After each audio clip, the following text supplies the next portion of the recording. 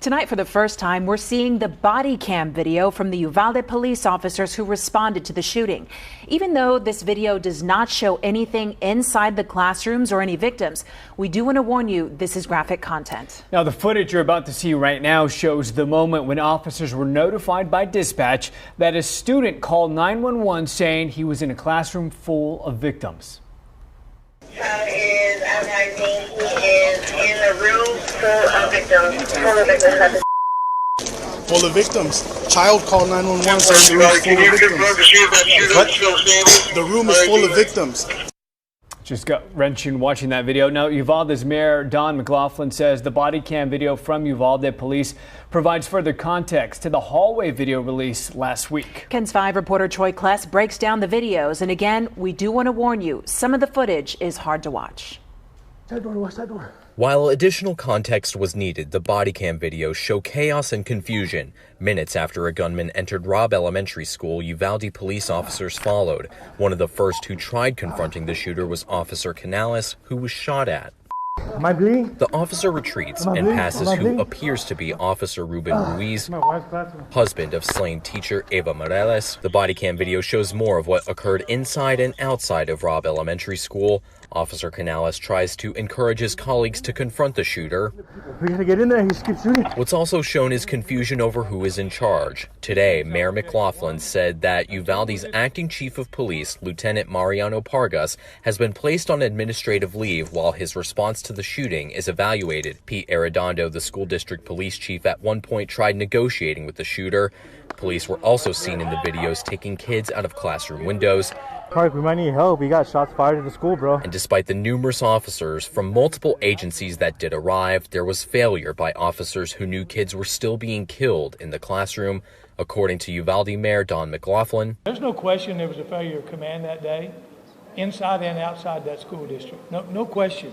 One of the videos also shows police searching the gunman's home. Uvalde Mayor McLaughlin says that the city of Uvalde will be conducting an internal review of the actions of officers taken that day. In Uvalde tonight, Troy Kless, KENS 5. Now, the report also said there was a history of ignoring early clues about the shooter. According to the report, he had never fired a gun before the shooting, but glorified violence online. The report saying, quote, the attacker developed sociopathic and violent tendencies, but he received no mental health assistance. Authorities say he had no criminal history before the attack. We're also learning tonight the effect of migrant bailouts on the Uvalde shooting. Uvalde sits about 50 miles east of the Mexico border.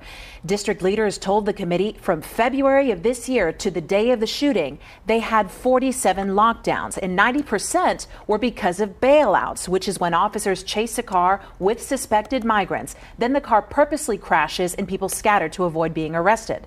So because of these frequent and less serious bailout-related alerts, the committee says teachers and administrators responded with less urgency on May 24th, and the reaction by everyone, including law enforcement, was that it was likely another bailout. Coming up at 10:30, we'll tell you how school technology delayed the lockdown alert at Robb, which means some teachers were not notified. Of course, there's so much to unpack from this report. You can read the full report for yourself by just going to KENS5.com. We will, of course, continue to cover this developing story throughout tonight and through our morning newscast beginning tomorrow at 4:30 a.m. New at 10, this is the entrance the shooter used to get inside Robb Elementary. In a stunning revelation this week, DPS says that door could only be locked from the outside. Experts could not explain this design. Lawmakers called it unconscionable. And it's not the only problem with the doors at Robb Elementary. KENS 5 reporter Matt Houston is here now with more. Matt? EC's design aside, that door shouldn't have been unlocked in the first place. Someone left it that way. When the shooter got inside, he walked through a classroom door that couldn't lock at all. Moments after the shooter crashed, a teacher standing nearby saw the armed 18-year-old and raced inside to slam this door shut. She assumed it would lock when it closed because someone should have set the door to do so earlier that day. DPS says no one did, and the teacher couldn't have known whether the door was secure without going back out and jiggling the handle because it only locks from the outside. What is the logic behind having a door like that to start with? Can't explain it. It makes no sense at all. Rob's classroom doors work this way too, meaning teachers can't lock people out. They have to be locked in. This is ridiculous, and it's unexcusable. But that didn't matter on May 24th because the door to room 111, where the shooter opened fire, didn't lock at all. The bolt didn't fit the frame. A teacher tells DPS he reported the problem before the shooting and nothing happened. In reality, it's a myth. There is no school lockdown at Robb Elementary because the doors can't be locked from the inside. The external doors are open. Even if the door's locked, DPS notes the shooter could have shot through the glass next to the exterior door. All you have to do is put your hand in there and open the door. Or in the classroom door. Neither window pane was reinforced.